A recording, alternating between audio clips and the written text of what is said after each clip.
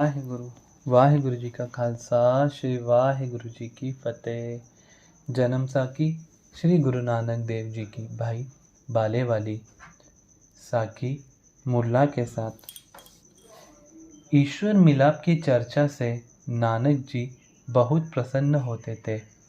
पुत्र की यह अवस्था देखकर कालू जी बहुत चिंतातुर थे। नानक जी की उदासीनता राय बुलार ने सुनी तथा पुत्र दुख से कालू भी दुखी सुना। राय बुलार ने कालू को बुलाकर कहा कि नानक को फारसी पढ़ने के लिए मुल्ला के पास भेज दो। यह बुद्धिमान हो जाएगा। मैं मुल्ला को कह दूंगा कि वह नानक को मोहब्बत और मेहनत से पढ़ाएगा। कालू जी नानक देव जी को साथ लेकर मुल्ला के पास गए और मुल्ला से प्रार्थना की कि आप मेरे पुत्र नानक को फारसी पढ़ाए। मुल्ला ने कहा, हे कालू जी, मैं आपके पुत्र को अपना पुत्र समझकर पढ़ाना शुरू करूँगा। तब 1 रुपया गुरु भेंटा रूप नानक जी द्वारा मुल्ले को दिया गया। मुल्ले ने नानक के हाथ में तख्ती दी तथा अलफ से ये तक तमाम हरफ लिख दिए। जब उनका उच्चारण बताने लगा तो श्री गुरु नानक देव जिनके हृदय में चारों वेद और तमाम पुस्तक जिनमें कुरान शरीफ भी है सभी बिराज रही थी। चुपचाप बैठ रहे। तख्ती और फायदा फारसी की पहली पुस्तक अपने आगे जो का त्यों रख छोड़ा। मुल्ले ने देखा कि और लड़के तो पढ़ रहे हैं परंतु नानक परमात्मा के ध्यान में मग्न है। मुल्ला ने कहा, अरे नानक, पढ़ता क्यों नहीं, सब याद कर।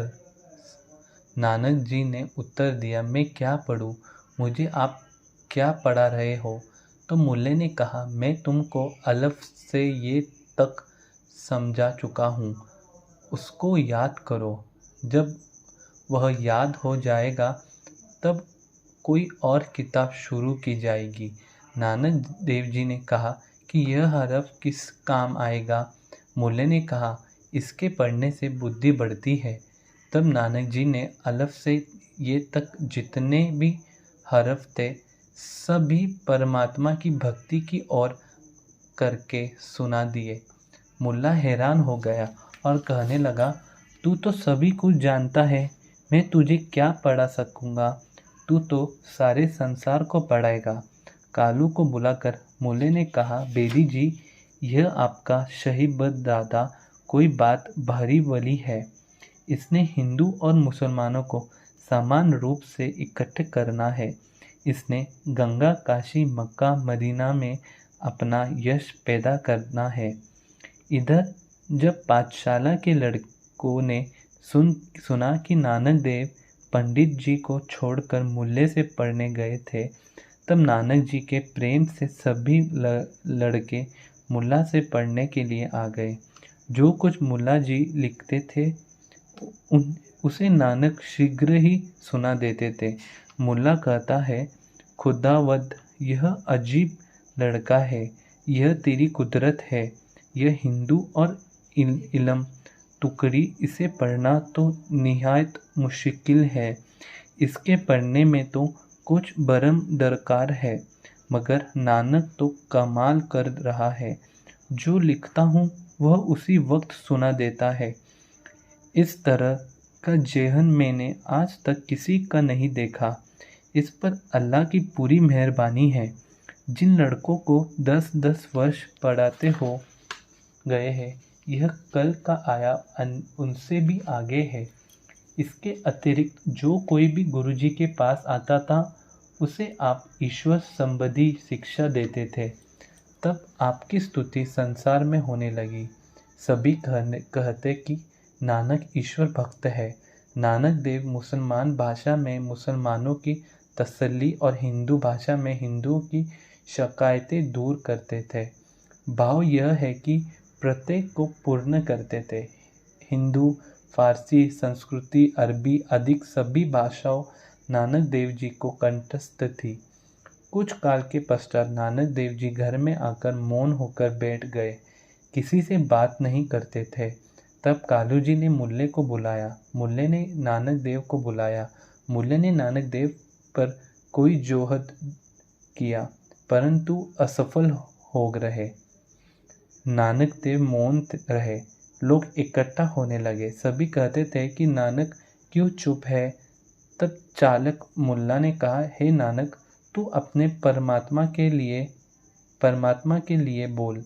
जब परमात्मा का वासना सुना तो नानक देव मुल्ले के सामने बैठ गया।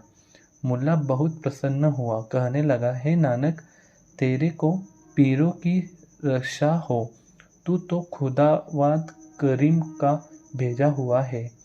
तेरी पर रब्बी मेहर है। तेरी खामोशी से दुनिया दुखी होती है। जरा बोलो। नानक देव जी ने मुस्कुराकर राग तिलंग में एक शब्द उच्चारित किया। राग तिलंग माला पहला। यक अर्ज गुफत पेशी तो दर घोष कुन कर तार। इक्का कबीर करीम तू बेदा परवदगार। इसका अर्थ गुरुजी कहते हैं, हे साहिब, तेरे आगे मेरी एक प्रार्थना है, उसे आप कान लगाकर सुनो। तू कैसा है? करतार करण कारण है। मनुष्य दुर्गुण की कान है। परमात्मा अनंत है, सबका पालन करता है, उसके बगैर और कोई नहीं। तब मुल्ले ने कहा, हे नानक, तेरे मौन रहने से जानता दिलगीर हो जाती है। अब उठो। तब नानक देव जी ने पौड़ी दूसरी उच्चारित की। दुनिस मुकाम में फ़ानी ताहकीक दिल जानी। मम सर मुई अजराइल गिरफत दिल है चुनदानी। रहाओ। अर्थात नानक देव जी कहने लगे, हे मुल्ला साहेब, यह संसार नाश होता जा रहा है। मैं किस से बात करूं? यह सत्य है कि जिस मनुष्य के सिर के बाल फरिश्ते ने अपने हाथ में पकड़े हुए हैं, वह इसे एक आध पल में ले जाएगा। हे मुल्ला, इस मनुष्य नहीं जानता कि मेरे सिर के बाल यम के हाथ में हैं। मुझे अपने मरने की चिंता नहीं। यह भी नहीं जानता कि मेरा कुछ बनेगा। मुझे यह अचंभा है कि मनुष्य को और कुछ किस प्रकार सूझता है। मुल्ले ने उत्तर दिया, नानक, अभी तुम अल्प व्यक्त हो। इस वैराग में पढ़ने का अभी समय नहीं है। युवा होने पर तब जो इच्छा होगी करना। नानक देव जी ने कहा, हे मुल्ला, जो आदमी किसी का दास होता है, भले ही वह आयु में छोटा हो, परंतु जहाँ तक उसमें शक्ति होती है, वहाँ तक अपने स्वामी की सेवा करता है। यदि उस प्रभु की सेवा स्मरण अधिक न करूं तो मुझ में कृतज्ञता दोष आएगा। नानक देव ने कहा कि जब इस पुरुष को अंत समय यमराज पकड़ेगा, उस समय इसकी सहायता कोई भी नहीं कर सकता। उस समय कोई मित्र नहीं बनता। प्रभु नाम बिना कोई रक्षा नहीं होती। जिस पर अकाल पुरुष कृपा करे, उसी ही छुड़ा लेता है। मुल्ला ने कहा, नानक, तेरे अभाग्य है। तुमने उस परमात्मा की कृपा अल्प आयु में ही प्राप्त कर ली है।